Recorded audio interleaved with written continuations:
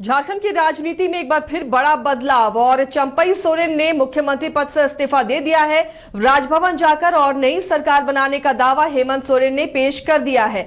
अब इसके बाद झारखंड की राजनीति पे क्या असर पड़ेगा? ऐसे में जब यहां कुछ ही महीनों बाद विधानसभा के चुनाव होने हैं, उसे देखते हुए ये फेरबदल कराया गया है, तो क्या इसका पॉजिटिव असर होगा या फिर कहीं ये बड़े पेच में ना सत्ताधारी पार्टियां फंस जाए? क्या इसका उल्टा असर भी हो सकता है? क्योंकि इसे लेकर बीजेपी अब घेरने की पूरी कोशिश में लग गई है और खुद जो झारखंड के प्रभारी हैं बीजेपी के हिमंता बिश्व शर्मा, उन्होंने ट्वीट भी कर दिया। अपने एक हैंडल पर उन्होंने पोस्ट किया है और इसका विरोध करने की बात कही है कि एक आदिवासी को उसके पद से हटाकर सोरेन परिवार खुद उस पर कब्जा करना चाह रहा है, खुद उस पर कब्जा कर रहा है। तो अब इस तरह के बयानबाजी के बीच में झारखंड की राजनीति अब किस तरह दिखेगी? अब जब चंपई सोरेन ने इस्तीफा दे दिया है, नई सरकार बनाने का दावा पेश कर दिया गया है, तो किस तरह झारखंड की तस्वीर होगी और मंत्रिमंडल का स्वरूप अब कैसा होगा? हमारे साथ इस वक्त स्टूडियो में वरिष्ठ सहयोगी जुड़े हुए हैं, राकेश रंजन और उदय भी हमारे साथ जुड़े हुए हैं। सबसे पहले उदय जी, आपसे जानना चाहेंगे, ये इस्तीफा देना, नई सरकार का दावा पेश करना, अब झारखंड की सियासत को किस तरीके से देख रहे हैं? बिल्कुल, देखिए अभी तक ये अनएक्सपेक्टेड था जो कुछ भी हुआ है, क्योंकि कांग्रेस के नेता कल तक राजेश ठाकुर दिल्ली में थे और जब जीए मीर आज सुबह सुबह रांची वापस लौटे और उनसे पूछा गया कि बैठक बुलाई गई है, सत्ता परिवर्तन होने के आसार हैं, तो उन्होंने साफ कहा था ऐसी कोई बात नहीं है, लोकसभा चुनाव की समीक्षा करेंगे, विधानसभा चुनाव की रणनीति तय करेंगे। तो उन्हें भी अंदाजा नहीं था कि इतना बड़ा निर्णय हो सकता है। लेकिन जिस तरह से चंपई सोरेन को 2 दिनों से रोक दिया गया था, अब हम कल तक ये चर्चा कर रहे थे कि आखिर चंपई सोरेन क्यों नहीं लोगों से मिल रहे हैं, कैबिनेट की बैठक क्यों रद्द हो गई, उनका दुमका दौरा, नियुक्ति पत्र का वितरण जो था, वो तमाम चीजें क्यों टाल दी गई है। तो अब बिल्कुल स्पष्ट हो गया कि ये आला कमान ये निर्णय ले चुका था कि सत्ता परिवर्तन होना है, चंपई सोरेन को बदला जाना है और इसीलिए उन्हें रोक दिया गया था। और अब देखिए हेमंत सोरेन एक बार फिर कमान संभालने जा रहे हैं। हालांकि देखिए एक बड़ी बात यह भी है कि अभी तक कोई आधिकारिक पुष्टि, आधिकारिक बयान अभी तक नहीं दिया गया है कि आखिर क्या निर्णय लिया गया है और राज्यपाल की तरफ से क्या कुछ कहा गया, कब नई सरकार, अब तीसरी नई सरकार कब स्वरूप में आएगी, ये तमाम सवाल अभी बाकी हैं। और सबसे बड़ी बात देखिए, अब राजभवन के रुख पर भी बहुत कुछ निर्भर करेगा कि राजभवन कब तक बुलाता है उन्हें और शपथ लेने को लेकर क्या कुछ तय होता है। लेकिन इतना तय है कि बीजेपी ने इस मुद्दे को लेकर हल्ला बोल शुरू कर दिया है। जिस तरह से हिमंता बिश्व शर्मा ने ट्वीट किया है और उन्होंने कहा है कि एक आदिवासी समाज के बड़े सीनियर नेता से कुर्सी छीनी गई है, तो देखिए अब इस पर सियासत खूब जमकर होगी। अब कई तरह के आरोप लगाए जाएंगे। देखने वाली बात यह होगी जेएमएम या सोरेन परिवार इसका जवाब किस तरह से देता है, क्या कहकर देता है। कई सवाल अभी सामने आएंगे। रंजन जी, इसका विधानसभा चुनाव पर कितना असर होता हुआ देख रहे हैं? ये जो अब चेहरा बदला है मुख्यमंत्री का, इससे किस रूप में देख रहे हैं? देखिए, ये अपेक्षित था। जब हेमंत सोरेन जेल से जमानत पर बाहर आए तो उस वक्त ये लगने लगा था कि अब जो है वापस वो सरकार की बागडोर अपने पास ही रखना चाहेंगे। और देखिए इसकी कुछ वजहें भी हैं। अगर आप देखिए तो हेमंत सोरेन ही जेएमएम के फेस हैं और उन्हीं के फेस पर चुनाव लड़ा जा सकता है। अगर चंपई सोरेन मुख्यमंत्री के पद पर बने रहते और हेमंत सोरेन जो है वो पार्टी के नेता के तौर पर रहते, तो लोगों को यह बताने में बहुत परेशानी आती कि आखिर जो है फेस कौन है। जब चुनाव के बाद सरकार बनाने की बात आएगी तो कौन मुख्यमंत्री बनेगा। अगर आप कहते कि मुख्यमंत्री चुनाव के बाद हेमंत सोरेन बनेंगे, तो जनता का यह सवाल होता कि जब चुनाव के बाद मुख्यमंत्री हेमंत सोरेन को बनना है तो फिर अभी क्यों नहीं, सिर्फ चंपई सोरेन को ये 3-4 महीने के लिए क्यों बनाया जा रहा है। और अगर इन सब के बीच अगर चंपई सोरेन को ही आप फेस रख रहे हैं और वो जो योजनाएं हैं इंडिया गठबंधन की कि चुनाव के पहले वो उसे क्रियान्वित करे, अगर उसे क्रियान्वित करने में चंपई सोरेन एक मुख्यमंत्री के तौर पर सफल हो जाते हैं, तब फिर जब आप चुनाव के बाद कोई दूसरा चेहरा लाने की कोशिश करेंगे तो फिर एक सवाल खड़ा होता है कि चंपई सोरेन ने गलती कहां पर की। तो इस तरह के सवालों से या इस तरह की स्थिति से बचने के लिए जो इंडिया गठबंधन है, मुझे लगता है कि यह सिर्फ जेएमएम का फैसला नहीं होगा, इसमें इंडिया गठबंधन के जो सहयोगी दल हैं उनकी भी बातें जो है इसमें शामिल होंगी कि अब जो बागडोर है वो हेमंत सोरेन को सौंप दिया जाए और उन्हीं के फेस पर चुनाव लड़ा जाए, तो पार्टी और सरकार का चेहरा जो है वो एक होगा और जो उनको जेल जाने से जो एक सहानुभूति की बात होती है जो मिल रहा है वो उन्हीं को मिले। तो इन सारी चीजों को देखते हुए ये तय किया गया है कि हेमंत सोरेन को ही जो है सरकार चलानी चाहिए और इसलिए आज चंपई सोरेन ने अपना इस्तीफा जो है वो सौंप दिया राज्यपाल को और अब जो है हेमंत सोरेन ने दावा ठोका है तो सरकार उनकी बनेगी। तो इससे एक फायदा होगा। दूसरी बात एक और चीज है कि देखिए जो कार्यकर्ता होते हैं वो अपने नेता से जुड़े होते हैं, तो जब हेमंत सोरेन वापस से बागडोर संभालेंगे, जब वो एक बार फिर से कमान ले लेंगे, तो जो कार्यकर्ता हैं वो उत्साहित होंगे, जो समर्थक वोटर्स होते हैं उनमें भी उत्साह का संचार होता है। लेकिन जो चंपई के समर्थक और उनके कार्यकर्ता हैं, देखिए निश्चित तौर पर जो चंपई सोरेन अगर कोई विरोध कर दें वो तब तो एक बात होती है कि हाँ अगर चंपई सोरेन इसमें अपनी सहमति दिखा रहे हैं तब तो फिर बात होती है कि हाँ जब चंपई सोरेन मान रहे हैं तो उनके समर्थक क्यों नाराज होंगे। तो मुझे नहीं लगता कि इसका कोई बहुत ज्यादा इंपैक्ट पड़ेगा कि एक स्लाइड तो आप थोड़ा सा तो कहते ही हैं कि अगर चंपई सोरेन के जो बहुत नजदीकी समर्थक रहे हों वो शायद थोड़े बहुत नाखुश हों तो हों, लेकिन बहुत ज्यादा इंपैक्ट नहीं पड़ेगा। और मुझे लगता है कि हेमंत सोरेन को सहर्ष जो है जितने भी जेएमएम के कार्यकर्ता हैं उनके समर्थक वोटर हैं वो स्वीकार करेंगे। हाँ लेकिन एक बात ये भी तय है जैसा कि अभी उदय ने बताया भी कि जो बीजेपी के चुनाव सह प्रभारी हैं झारखंड में हिमंता बिस्वा शर्मा जो कि असम के मुख्यमंत्री हैं, उन्होंने इस पर निशाना साधा है और उन्होंने साफ साफ कहा है कि जनता इसे स्वीकार नहीं करेगी कि आप एक सीनियर लीडर को इस तरह से हटाते हैं। तो इसका मतलब साफ है कि बीजेपी जो है इसे एक मुद्दा जरूर बनाएगी और वो इसे परिवारवाद से जोड़कर देखने की कोशिश भी करेगी, क्योंकि वो ये कहेगी कि जो जेएमएम है वो चाहती है कि उसके परिवार के अंदर का ही जो सदस्य है वो मुख्यमंत्री बने। और इसकी झलक दिखती है अमर कुमार बावरी जो कि नेता प्रतिपक्ष हैं झारखंड में, उनके एक्स पर किए गए पोस्ट से, जिसमें उन्होंने लिखा है कि क्या हेमंत जी आपको 2 महीने भी नहीं रुका गया, बस 2 महीने का ही तो बात थी। झामुमो के वरिष्ठ नेता गुरुजी के साथी चंपई सोरेन जी को सत्ता के लिए इस प्रकार यूज एंड थ्रो किया जाना इतिहास याद रखेगा। तो ये चीजें जब अमर बावरी लिखते हैं तो आप समझ जाइए कि हिमंता बिस्वा शर्मा का एक्स पर पोस्ट आता है, फिर अमर बावरी उसको फॉलो करते हैं, तो मतलब ये मानकर चलिए कि बीजेपी इसे मुद्दा बनाएगी। अब देखिए जो बीजेपी के समर्थक हैं और जो जेएमएम के समर्थक हैं उनके वोट तो यथास्थिर हैं, जो जहां है वही हैं। जो वोटर्स जो है इधर से उधर लास्ट मोमेंट में जाते हैं उन पर इसका क्या असर पड़ता है वो बहुत बड़ी बात है और उस पर ही सारा खेल होगा। चंपई सोरेन के इस्तीफे के बाद उदय कोल्हान में क्या असर देखते हैं? देखिए इस बार लोकसभा चुनाव में भी जोबा मांझी ने जीत दर्ज की है चाईबासा से। ऐसे में अब जो कोल्हान के लोग थे या सरायकेला और उस इलाके के जो लोग थे वो काफी खुश थे कि उनके इलाके से मुख्यमंत्री हैं। अब जब इस्तीफा दे दिया है चंपई सोरेन ने, तो क्या विधानसभा में इसका असर कोल्हान में दिखेगा? देखिए खबरें इस तरह की उस वक्त भी आ रही थी कि चंपई सोरेन के ऊपर बड़ी जिम्मेदारी डाली गई है और चंपई सोरेन की पसंद के अनुसार ही जोबा मांझी को प्रत्याशी चुना गया था और पूरा दारोमदार चंपई सोरेन को दिया गया था। देखिए कहा यह भी जा रहा था उस वक्त अगर चंपई सोरेन इस परीक्षा में फेल हो जाते, यानी अगर चाईबासा सीट मिस कर जाती, तो हो सकता है 4 जून के बाद जब नतीजे आए थे उसके बाद कल्पना सोरेन को सीएम बनाने की बातें चल रही थी। हालांकि ऐसा हुआ नहीं और चंपई सोरेन इस परीक्षा में खरे उतरे थे। उन्होंने एक बड़ी जीत जोबा मांझी को दिलाई थी। भले उनके जो गृह क्षेत्र है सरायकेला में वो पिछड़ गई थी, लेकिन एक बड़ी जीत मायने रखती है और इस जीत ने चंपई सोरेन का कद बढ़ा दिया था। और देखिए चंपई सोरेन अभी काफी लोक लुभावन फैसले ले रहे थे। अभी उन्होंने घोषणा की थी, नियुक्ति पत्रों का वितरण हो रहा था, गैस सब्सिडी सिलेंडर पर वो फिर से शुरू करने जा रहे थे, अबुआ स्वास्थ्य योजना, इन तमाम योजनाओं की अनाउंसमेंट उनके द्वारा की गई थी। कई लोक लुभावन योजनाएं वो लेकर आ रहे थे और सबसे बड़ी बात देखिए यह है कि हेमंत सोरेन कहीं न कहीं आम लोगों से या जनता से या जो अभ्यर्थी हैं उन सब से थोड़े दूर हो गए थे और इस चीज की कमी दिखाई दे रही थी। उस कमी को चंपई सोरेन ने बेशक दूर कर दिया था। वो आम लोगों से मिल रहे थे, उनके दरवाजे आम लोगों के लिए खुले थे और आम लोगों को लग रहा था कि ये मुख्यमंत्री नहीं अपने चंपई सोरेन है। और लोगों में एक ये विश्वास जग गया था कि हम अपनी बात सीएम तक पहुंचा सकते हैं और सीएम रिएक्ट कर रहे थे। तो कहीं ना कहीं चंपई सोरेन अपनी भूमिका का निर्वहन बेहतर कर रहे थे।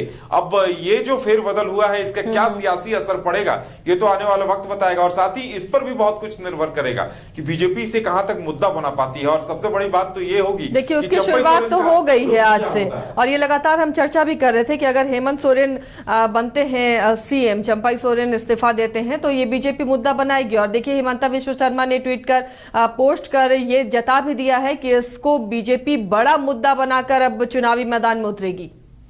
या निश्चित तौर पर बीजेपी इसे अब बड़ा मुद्दा बनाएगी।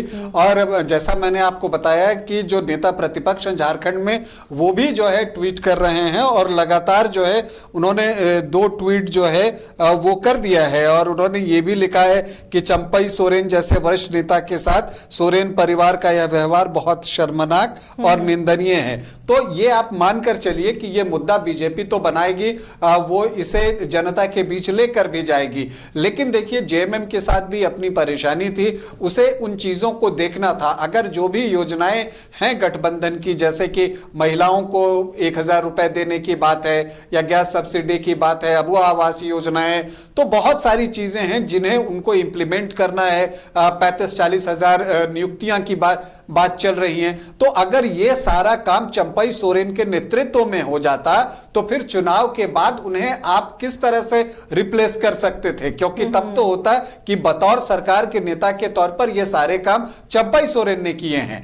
तो इसलिए मुझे लगता है कि जेएमएम के सामने और कोई दूसरा विकल्प नहीं था और जेएमएम ने सोचा कि हां अब ये सारे काम हेमंत सोरेन के नेतृत्व में झारखंड की सरकार करे और फिर जो है इस आधार पर चुनाव लड़ा जाए। पार्टी का भी चेहरा हेमंत सोरेन, सरकार का भी चेहरा हेमंत सोरेन, और इससे उन्हें जो लगता है कि जो एक सिंपैथी वोट हेमंत सोरेन के साथ है, जो उनका समर्थक वर्ग है, वो मोटिवेट होगा और वो निकलकर जो है जेएमएम को वोट करेगा, तो इसका फायदा उन्हें चुनाव में मिलेगा। तो ये जेएमएम का जो नजरिया है इस चीज को देखने का, क्योंकि देखिए जब सारे लोग इस चीज को समझ रहे थे तो ये जेएमएम का नेतृत्व भी बहुत आसानी से समझ रहा होगा कि जब आप अभी रिप्लेस करते हैं तो उस समय एक बात लोगों के बीच इस तरह की जाएगी कि जब 2-3 महीने ही बचे थे तो क्यों हटाया गया। लेकिन आप देखती हैं कि आजकल एक ट्रेंड चल गया है कि जो आखिरी 6 महीने होते हैं किसी भी राज्य सरकार के, तो वहां पर फ्रीबीज पॉलिटिक्स जो है वो आती है। वहां पर कई तरह की घोषणाएं होती हैं, कई तरह की रियायतें दी जाती हैं। अब जो है जैसे, लेकिन रंजन जी जो सिंपैथी थी, हेमंत सोरेन ने कुर्सी छोड़ी, मुख्यमंत्री पद से त्याग दिया और फिर उसके बाद वो जेल में रहे, तो एक सिंपैथी उनके साथ थी। अब जब चंपई सोरेन को कुर्सी से हटाया गया या फिर उन्होंने खुद इस्तीफा दिया सीएम के पद से, तो ऐसे में वो सिंपैथी अब चंपई के साथ है, तो क्या इसका उल्टा असर, उल्टा खामियाजा तो नहीं होगा? इसका भी तो आकलन किया होगा पार्टियों ने। देखिए अगर सीएम चंपई सोरेन जो है, जो अब इस्तीफा दे दिया उन्होंने, एक्स सीएम चंपई सोरेन की अगर हम बात करें, अभी आउटगोइंग सीएम चंपई सोरेन की हम बात करें, तो देखिए एक चीज और भी है कि जब अभी लोकसभा का चुनाव हुआ है तो सिंहभूम सीट से जोबा मांझी जीती हैं जेएमएम की कैंडिडेट, लेकिन जो सरायकेला जो विधानसभा है उसके अंतर्गत आता है, वहां पर 20,000 वोट से जोबा मांझी पिछड़ गई थी। और इस बात को जब पिछली बार हेमंता विश्व शर्मा यहां आए थे तो उन्होंने मीडिया के सामने कहा भी था कि सीएम अपने क्षेत्र में पिछड़ गए।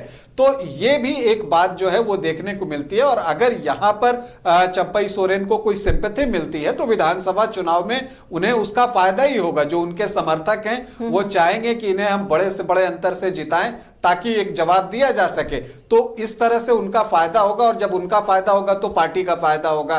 दूसरी तरफ जो हेमंत सोरेन का जो समर्थक वर्ग है वो बड़ा है, चूंकि पार्टी उन्हीं के नाम पर चल रही है, गुरुजी का आशीर्वाद है। चूंकि शिबू सोरेन अब उतने एक्टिव नहीं है तो पार्टी एक तरह से हेमंत सोरेन के नाम पर ही चल रही है। तो पार्टी के जो बाकी कार्यकर्ता होंगे और जो बाकी नेता होंगे वो यही सोच रहे होंगे कि जब चेहरा ये है तो इन्हीं के नाम पर क्यों नहीं चुनाव लड़ा जाए और इन्हें हम आगे रखते हैं तो फायदा होगा। और नेचुरली समर्थक भी जो है, अगर आप समर्थकों से भी पूछें, जो जेएमएम के समर्थक होंगे या जो जेएमएम के वोटर होंगे, कार्यकर्ता होंगे, अगर उनसे भी दोनों विकल्प में से एक पूछा जाए तो मुझे लगता है कि ज्यादातर लोग जो है वो आपको हेमंत सोरेन का ही नाम लेंगे। उदय, ये तय होंगी चीजें कि जब संकट में हेमंत सरकार थी तो उस वक्त चंपई सोरेन का नाम इसलिए प्रोजेक्ट किया गया कि ये एक पार्टी के वफादार और ईमानदार सिपाही हैं, तो इसलिए इनके नाम को प्रोजेक्ट किया गया कि जब वक्त आए तो ये कुर्सी छोड़ भी दें, ताकि अगर कोई और रहता तो हो सकता है मुश्किलें होती। तो क्या ये पहले से तय था, इसलिए इतनी आसानी से चंपई सोरेन ने त्यागपत्र दिया और हेमंत सोरेन अब बनेंगे मुख्यमंत्री? देखिए, जब हेमंत सोरेन की गिरफ्तारी होने वाली थी उस वक्त भी विधायक दल की बैठक बुलाई गई थी और बताया ये जा रहा था, जो सूत्रों के हवाले से जो जानकारी मिली थी, कि वहां पर कल्पना सोरेन का नाम तय कर लिया गया था। विधायक दल यानी विधायकों से हस्ताक्षर भी कागज पर ले लिए गए थे। और उस वक्त देखिए, हम अगर उस वक्त को याद करें तो उस वक्त 3 लोग नाराज चल रहे थे, 3 विधायक नाराज चल रहे थे, सीता सोरेन, लॉबिन हेम्ब्रम और चमरा लिंडा। इन तीनों ने बैठक में नाराजगी जाहिर करते हुए बैठक में आए ही नहीं थे और कोई रिस्पॉन्ड नहीं किया था। तो देखिए, जेएमएम को कहीं ना कहीं ये डर सता रहा था कि अगर कल्पना सोरेन के नाम को आगे कर दिया जाता है तो सीता सोरेन, चमरा लिंडा, लॉबिन हेम्ब्रम ये लोग खुलेआम विरोध कर सकते हैं, और अगर कोई खुलकर विरोध करता तो हो सकता है उनके समर्थन में 2-4 लोग और खड़े हो जाते। तो ऐसे में जेएमएम को काफी मुश्किलों का सामना करना पड़ सकता था, और शायद इसी परिस्थिति से बचने के लिए उस वक्त हेमंत सोरेन ने चंपई सोरेन का नाम आगे किया था। जब आखिरी वक्त में जब उनकी गिरफ्तारी हुई थी तो डर इस बात का लग रहा था कि सीता सोरेन और बाकी जो 2 नाराज विधायक हैं वो कहीं इस मामले को लेकर कहीं हंगामा खड़ा ना कर दें और उसके बाद ये एक तरह से हवा न चल पड़े कि नहीं, कल्पना सोरेन का विरोध करना है। और ये सबसे सेफ ऑप्शन था कि चंपई सोरेन को बनाया गया, और देखिए ये ऑप्शन बिल्कुल सही साबित हुआ था। उस वक्त सीता सोरेन हालांकि थोड़ी नाराज दिखी थी कि उन्हें मंत्री पद नहीं दिया गया, लेकिन बाकी तमाम चीजें मैनेज हो गई थी। अब देखिए, कार्रवाई चमरा लिंडा पर हो चुकी है, लॉबिन हेम्ब्रम पर हो चुकी है, सीता सोरेन पार्टी छोड़ चुकी है।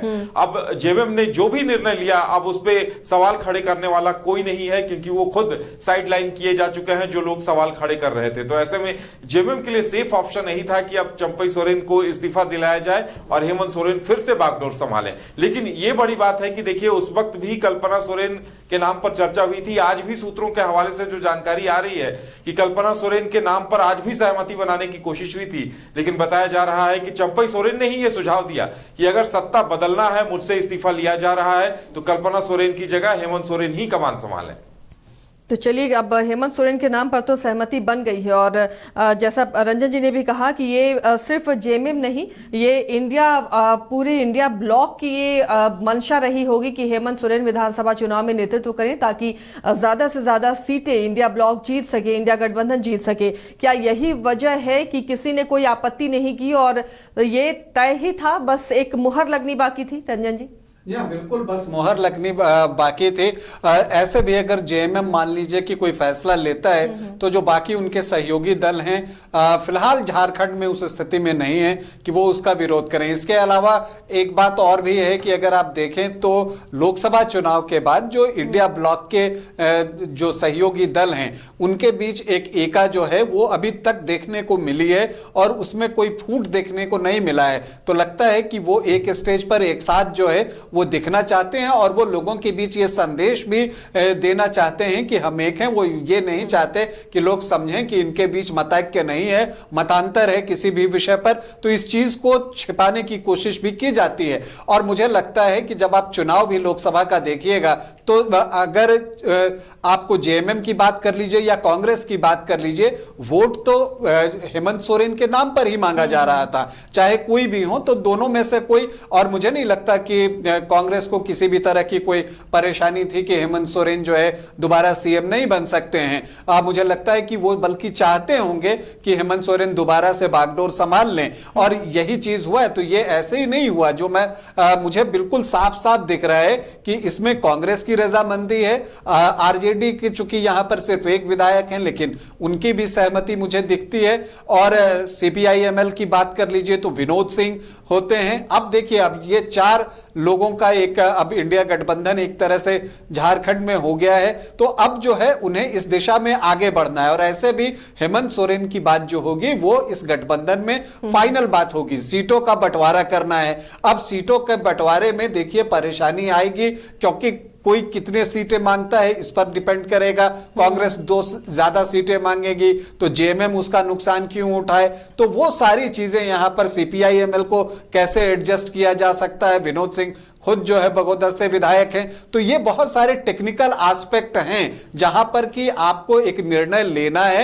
और ऐसे में हेमंत सोरेन का सामने रहना इस गठबंधन के लिए जरूरी था, क्योंकि जो उनका वर्ड होगा, जो उनकी बात होगी वो फाइनल बात होगी और उस पर बिल्कुल। सभी और मानेंगे। ये हमने देखा भी रंजन कि अगर लोकसभा चुनाव में हेमंत जेल में लोकसभा चुनाव के दौरान नहीं रहते तो जो बगावती तेवर सीता सोरेन ने अपनाया, लोबिन ने, चमरा लिंडा ने, शायद ये नहीं होता। एक और महत्वपूर्ण खबर ये आ रही थी, देखिए कि सोमवार को सोनिया गांधी ने हेमंत सोरेन से बातचीत की थी।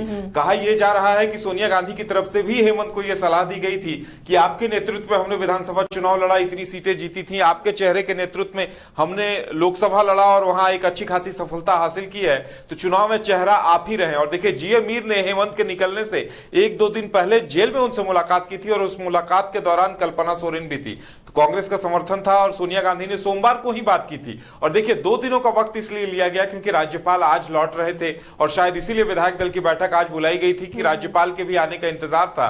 और कहीं ना कहीं इसमें पूरे गठबंधन की सहमति है और यह बात अब स्पष्ट तौर पर सामने आ रही है कि जब सोनिया गांधी से बात हुई है तो सोनिया गांधी ने ही सलाह दिया था, जिस पर हेमंत सोरेन ने अमल किया है सलाह को।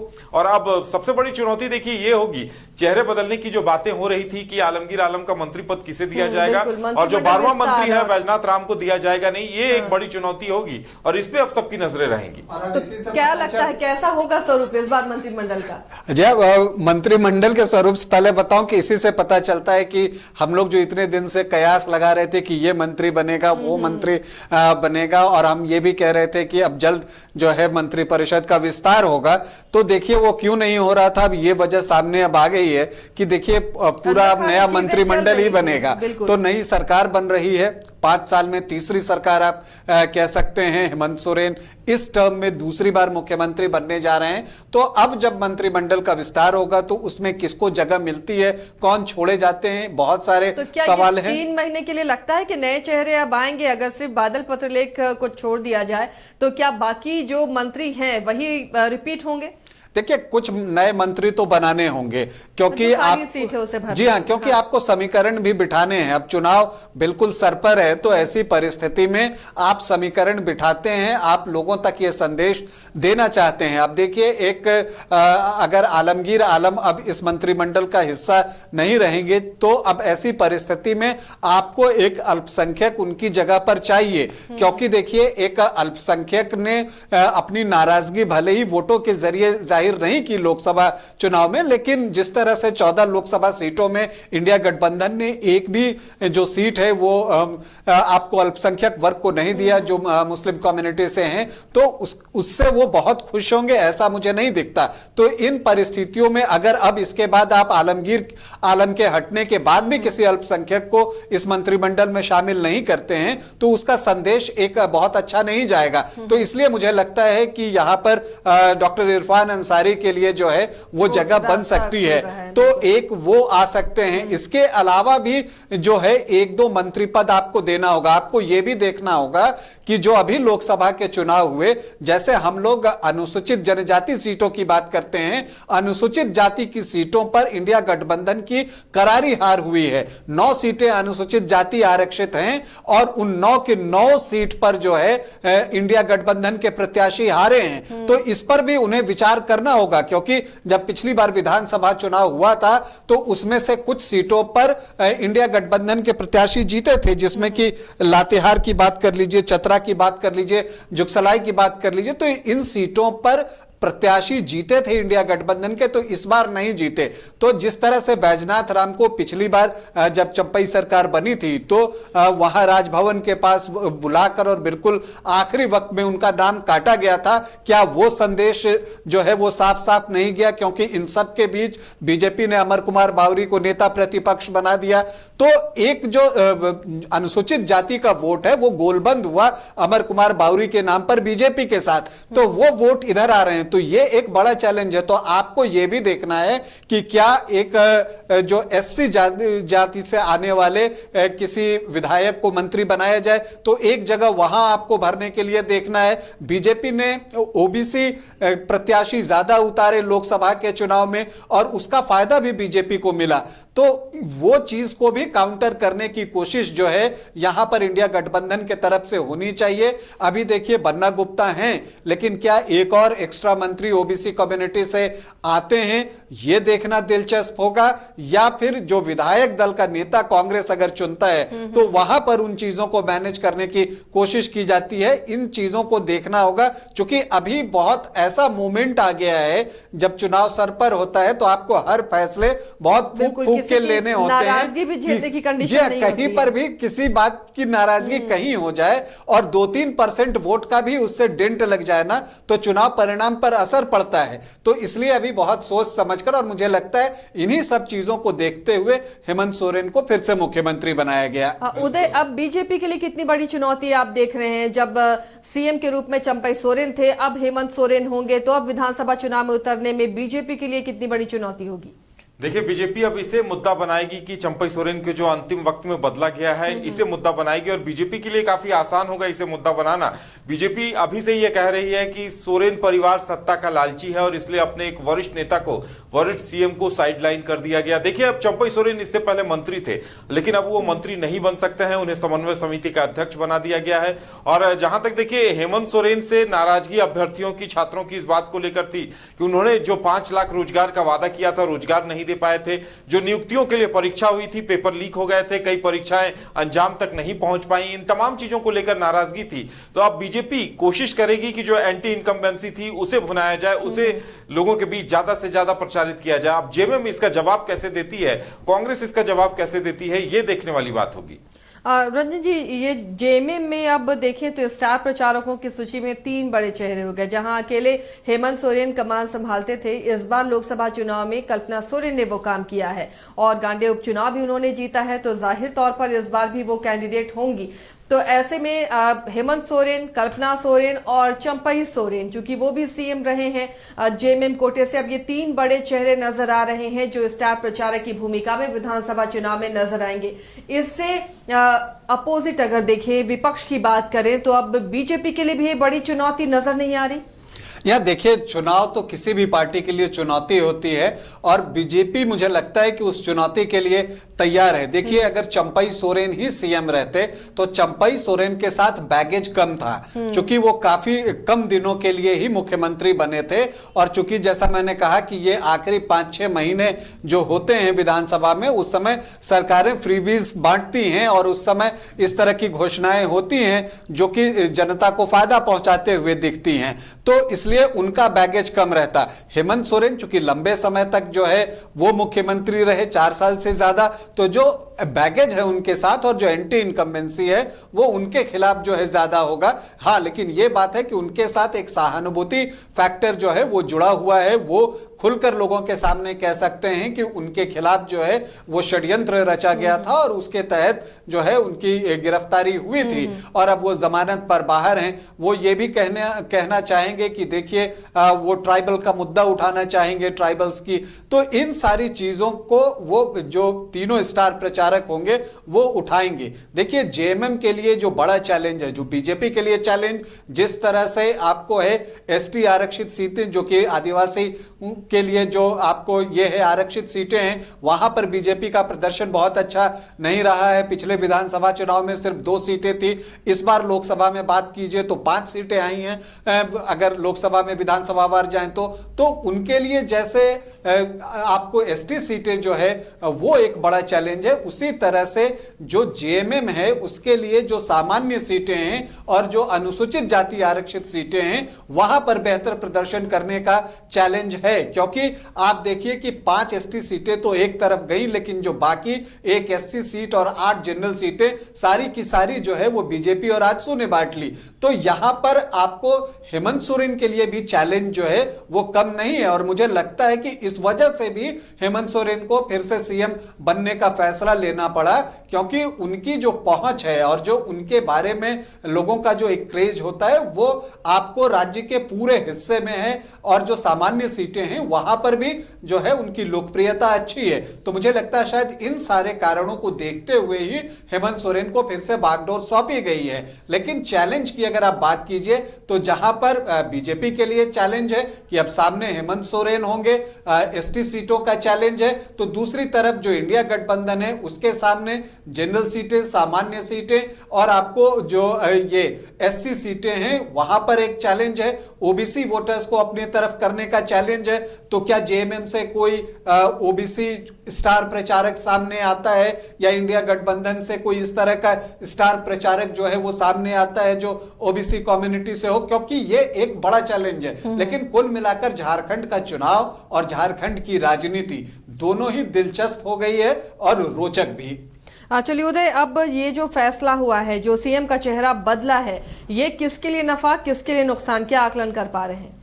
देखिए, अभी तक जो बातें समझ में आ रही हैं, अब हेमंत सोरेन की कोशिश होगी, क्योंकि अभी तक जो स्थिति थी, चंपई सोरेन धड़ाधड़ नई नई घोषणाएं कर रहे थे और वो काफी सुर्खियों में बने हुए थे, चर्चा में बने हुए थे। हेमंत सोरेन जब जेल से बाहर आए तो एक तो गठबंधन का भी दबाव होगा कि एक नया पावर सेंटर उभरे, उससे अच्छा है कि हेमंत सोरेन अगर बाहर आ गए हैं तो उन्हें ही मौका दिया जाए, उन्हीं के चेहरे को आगे किया जाए। और देखिए, अब हेमंत सोरेन गुरुजी के लुक में नजर आ रहे हैं, शिबू सोरेन के लुक में नजर आ रहे हैं, तो वो अब जेएमएम के एक पोस्टर बॉय बन चुके हैं। तो अब जेएमएम की कोशिश होगी कि उन्हीं के नेतृत्व में चुनाव लड़ा जाए। अब बीजेपी इसे कहां तक भुना पाती है, कितना विरोध दर्ज करा पाती है, जनता के बीच इन बातों को कैसे रखती है, इस पर बहुत कुछ निर्भर करता है कि आने वाले दिनों में क्या कुछ तस्वीर दिखाई देगी। रंजन जी, आप क्या आकलन कर पा रहे हैं? नफा नुकसान किसके तरफ दिख रहा है? देखिए, बहुत ज्यादा नफा नुकसान मुझे दिख नहीं रहा है। ना बहुत ज्यादा नफा होने जा रहा है, ना बहुत ज्यादा नुकसान। किसी भी पार्टी को अगर हम बात करें, स्थिति ऑलमोस्ट वहीं खड़ी है। बस ये जो मुख्यमंत्री का चेहरा बदला जा रहा है, इसका फ्लोटिंग वोटर्स पर क्या असर पड़ता है वो महत्वपूर्ण है। क्योंकि देखिए, जैसा मैं बराबर कहता हूं कि जो समर्थक होते हैं जिस पार्टी या दल के, तो वो कोई भी चीज अगर उनकी पार्टी करे तो वो अपने तर्क कुछ ना कुछ गढ़ लेते हैं, उसके लिए किसी नेता को आने की जरूरत नहीं पड़ती। वो खुद तर्क गढ़कर उसे जो है सही मान लेते हैं, जो उनका चहेता दल फैसला लेता है। तो इसलिए जो बीजेपी के सपोर्टर हैं वो नेचुरली, आप देखिए, ये कहते हुए आपको दिखेंगे कि देखिए अभी 3-4 महीने अगर चंपई सोरेन रह जाते तो कौन सी बड़ी बात हो जाती, या सोरेन परिवार जो है वो सत्ता के बिना नहीं रह सकता। दूसरी तरफ जो जेएमएम के सपोर्टर हैं वो कहेंगे कि ये बिल्कुल सही फैसला है, कार्यकर्ताओं में उत्साह आएगा तो उसका फायदा उन्हें पहुंचेगा। तो इसलिए इन वोटों में कहीं इधर से उधर होने की गुंजाइश नहीं है। गुंजाइश कहां है? फ्लोटिंग वोटर्स में, जो वोटर्स आखिरी मोमेंट पर अपना मन बनाते हैं कि उनको किस तरफ वोट करना है, उनके ऊपर इस घटना का क्या असर पड़ता है, उस पर ही बहुत कुछ निर्भर करेगा। वो जिसकी तरफ चले गए उनको नफा हो जाएगा और वो जिनके खिलाफ गए उनको नुकसान हो जाएगा। चलिए, तो अब आखिरी के जो ये 3-4 महीने इस नई सरकार के लिए बचे हैं या नए सीएम के लिए बचे हैं, हेमंत सोरेन सीएम की कमान संभालते हैं, उसके बाद उनके सामने चुनौती क्या क्या होगी, इस पर हम चर्चा करेंगे। लेकिन पीसीआर से कहेंगे कि वो तस्वीरें दिखाएं जब राजभवन पहुंचकर राज्यपाल से मुलाकात कर चंपई सोरेन ने अपना इस्तीफा दिया। बाहर निकलकर जो लोग उनके साथ गए थे, जो मंत्री विधायक, उन्होंने क्या कुछ कहा, क्या रिएक्शन था उनका, वो अपने दर्शकों को दिखाते हैं।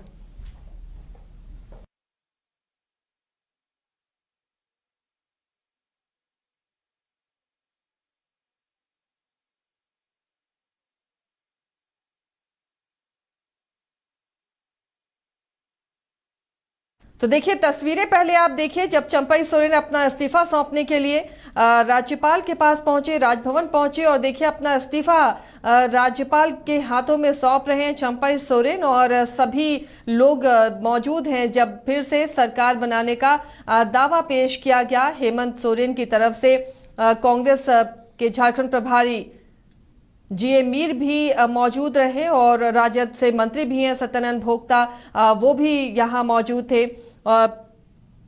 माले विधायक विनोद सिंह भी मौजूद थे। तो ये तमाम जो गठबंधन दल हैं और प्रदेश अध्यक्ष कांग्रेस के राजेश ठाकुर भी मौजूद रहे। और ये देखिए तस्वीरें, राजभवन के बाहर की तस्वीर, जब इस्तीफा देने के बाद निकले ये तमाम लोग और मीडिया से मुखातिब हुए तो इन्होंने क्या कुछ कहा वो आप भी सुनिए।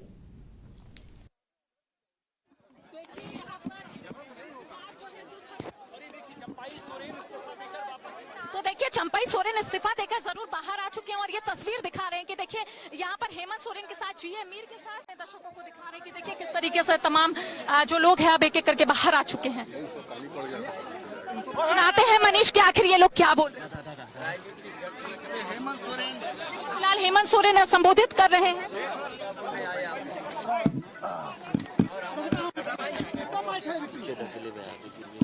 सर आगे आ जाइए, सर आगे आ जाइए भैया, हाथ थोड़ा सा नीचे कीजिएगा भैया। चंपई सोरेन और कांग्रेस के प्रभारी जो है साथ में और कुछ कह रहे हैं।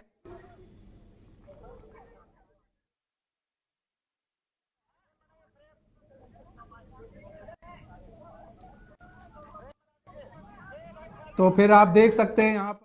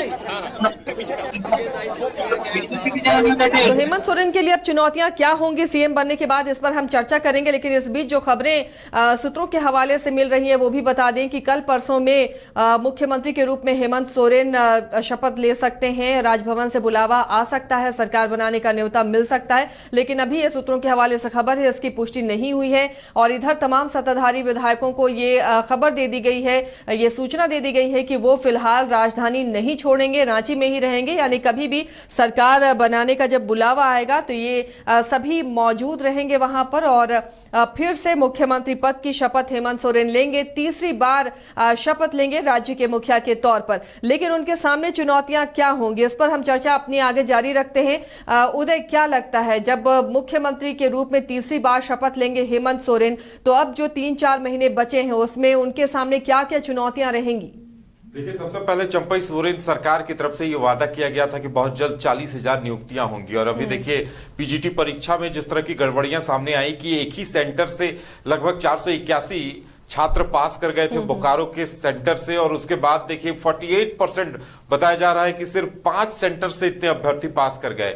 और लगातार इसके विपक्ष की तरफ से सीबीआई जांच की मांग की जा रही है। तो वो सबसे बड़ी चुनौती होगी, क्योंकि हेमंत सरकार इस मुद्दे पर घिरती नजर आ रही है। इससे पहले भी पेपर लीक के आरोप लग चुके हैं। तो हेमंत सरकार के सामने सबसे बड़ी चुनौती इस बात को लेकर होगी कि युवाओं को क्या कुछ दे पाते हैं। वक्त बहुत कम है और ऐसे में ये चुनौती बड़ी होगी कि रोजगार की दिशा में क्या करते हैं, क्योंकि 5 लाख रोजगार का वादा करके आए थे। और देखिए पीजीटी अभ्यर्थी अभी आंदोलन कर रहे हैं। सहायक पुलिसकर्मी मोराबादी मैदान में जुटने का सिलसिला शुरू हो गया है। तो कहा जा सकता है कि फिर से गद्दी हाथ में गद्दी पर बैठते ही हेमंत सोरेन को कांटों भरा ताज मिल रहा है।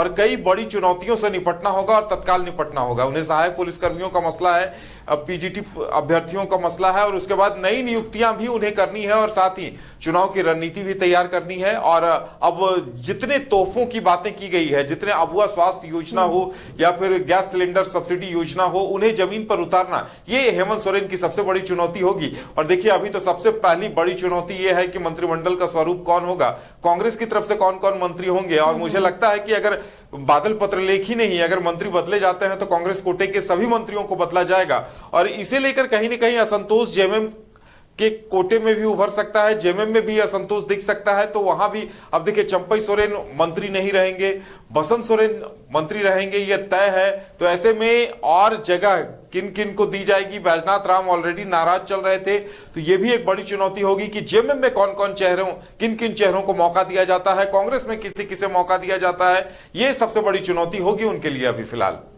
तो क्या रंजन जी, आप भी ये मानते हैं कि ये कांटों भरा ताज फिलहाल हेमंत सोरेन जिसे सहर्ष स्वीकार कर रहे हैं उनके लिए साबित होगा? देखिए, कांटों भरा ताज कहना बहुत सही नहीं होगा, क्योंकि देखिए, ये जो 6 महीने हैं आपको फैसले लेने हैं, जो आपको 2-3 महीने अब बचे हैं उसमें आपको सिर्फ फैसले ही लेने हैं, और वो भी सारे फैसले जो है वो ऐसे लेने हैं जो लोगों को पसंद आते हैं। मतलब आपको नियुक्तियों के बारे में घोषणा करनी है कि ये नियुक्ति होगी, ये नियुक्ति होगी, ये नियुक्ति होगी। आप ये बताते हुए चलेंगे कि हम महिलाओं को इतना पैसा हर महीना देने जा रहे हैं, ये भी एक अच्छी खबर रहेगी।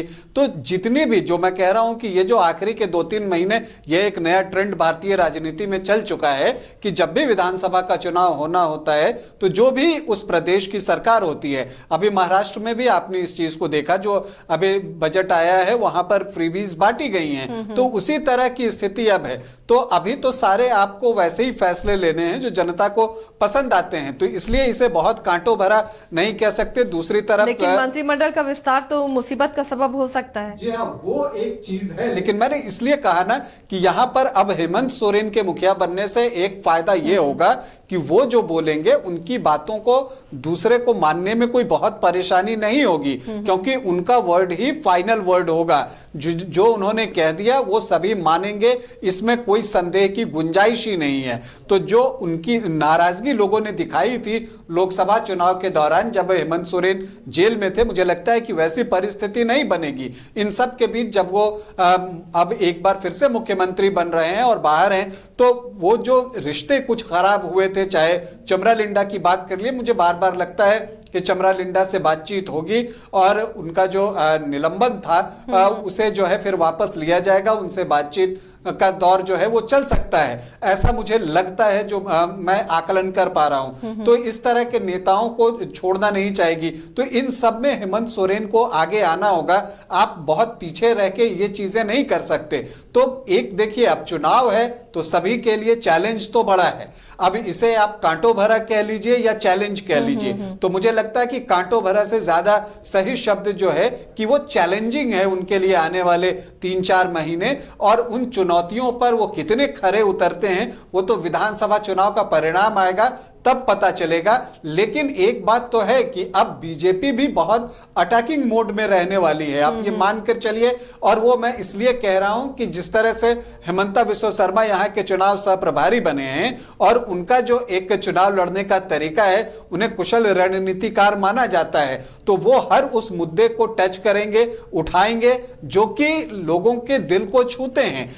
एक मुद्दा ये भी था, सीता सोरेन से मुलाकात करने पहुंचे उन्होंने, तो फिर दुर्गा सोरेन की मौत की जांच की बात उन्होंने की, ये मुद्दा उठाया। उदय, अब इसे हेमंत सोरेन इस मुद्दे का किस रूप में सामना करेंगे? क्योंकि जब वो जेल में थे उस वक्त सीता सोरेन ने लोकसभा चुनाव के दौरान ये मुद्दा उठाया, बीजेपी में जब गई उसी दिन उन्होंने कहा कि उनके पति की मौत की जांच होनी चाहिए। अब सीता सोरेन भी जिस तरह परिवार पर लगातार हमले करती रही हैं और संगठन में अपनी उपेक्षा की बात करती रही हैं, अब हेमंत सोरेन बाहर हैं, तो उन तमाम आरोपों का जवाब अब आमने सामने होगा।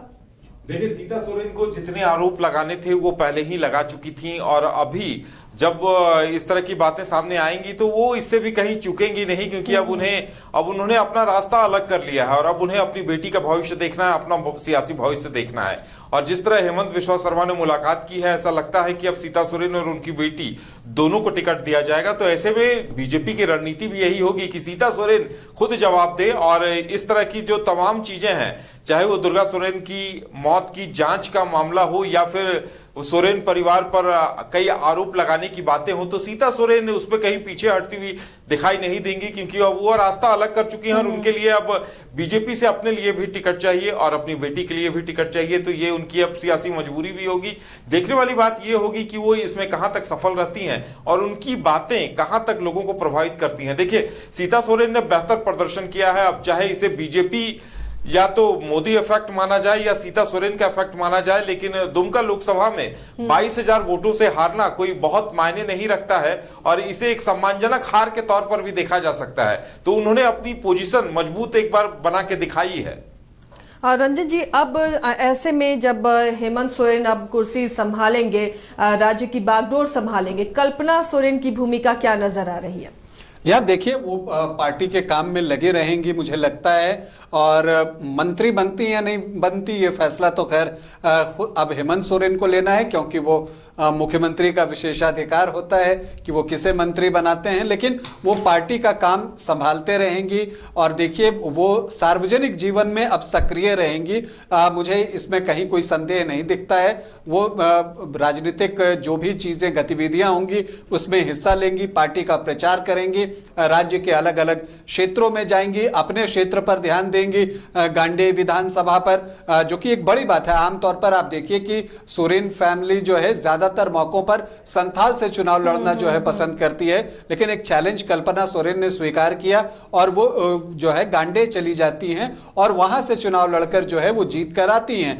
तो वो अब इन कामों में रहेंगी। अपने विधानसभा में उनके पास बहुत सीमित समय है, 3-4 महीने का, तो वो वहां पर भी काम करके दिखाना चाहेंगी ताकि उनकी एक छवि बने कि हाँ, ये काम करने वाली नेत्री हैं और इन्होंने जो जो वादे किए थे वो उसे पूरे कर रही हैं। इसके अलावा वो पार्टी के जो कार्य होंगे उसमें हिस्सा लेंगी, पार्टी को मजबूत बनाने का प्रयास करेंगी और इसके अलावा राज्य के अलग अलग क्षेत्रों में जाकर कार्यकर्ताओं को मोटिवेट करेंगी, जिसका फायदा कि विधानसभा चुनाव में जो है वो जेएमएम को मिल सके।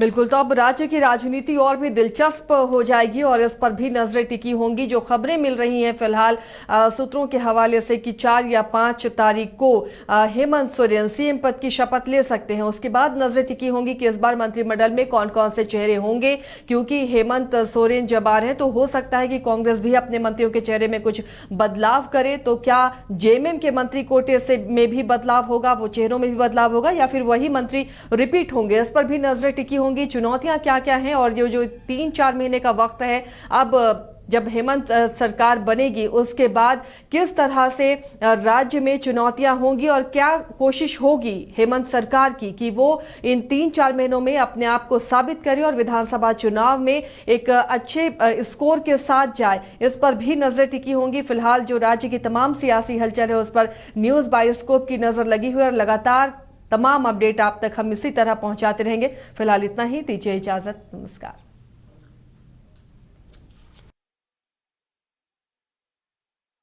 चुके हैं